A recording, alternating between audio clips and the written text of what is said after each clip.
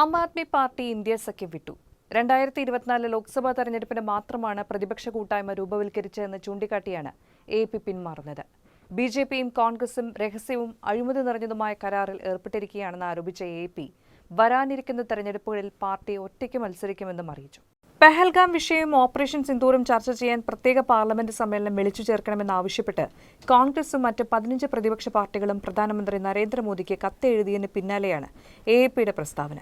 AAP ഇതേ ആവശ്യം ഉന്നയിച്ച് പ്രത്യേകമായി കത്തയച്ചു. യഥാർത്ഥ സഖ്യം BJPയും കോൺഗ്രസുമാണെന്ന് AAP ദേശീയ മാധ്യമ ചുമതലയുള്ള അനുരാഗ് ദണ്ഡ എക്സിൽ ആരോപിച്ചു.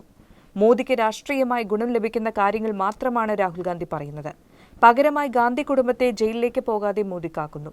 രാജ്യത്തെ ജനങ്ങൾക്ക് വിദ്യാലയങ്ങൾ, ആശുപത്രികൾ, വൈദ്യുതി, വെള്ളം എന്നീ അടിസ്ഥാന സൗകര്യങ്ങൾ ഒരുക്കാൻ രണ്ടു കൂട്ടർക്കും താൽപ്പര്യമില്ലെന്നും അദ്ദേഹം എക്സിൽ കുറിച്ചു.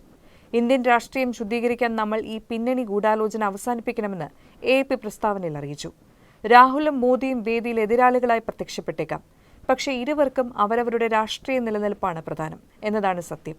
കോൺഗ്രസിന്റെ ദുർബലമായ രാഷ്ട്രീയം BJP ശക്തിപ്പെടുത്തുന്നു.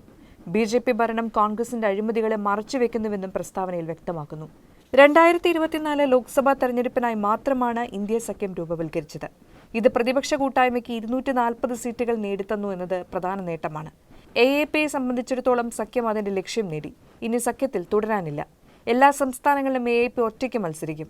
ഈ വർഷം അവസാനം ബീഹാറിൽ നടക്കുന്ന തെരഞ്ഞെടുപ്പിലും ഒറ്റയ്ക്ക് മത്സരിക്കുമെന്നും ദണ്ഡ പറഞ്ഞു.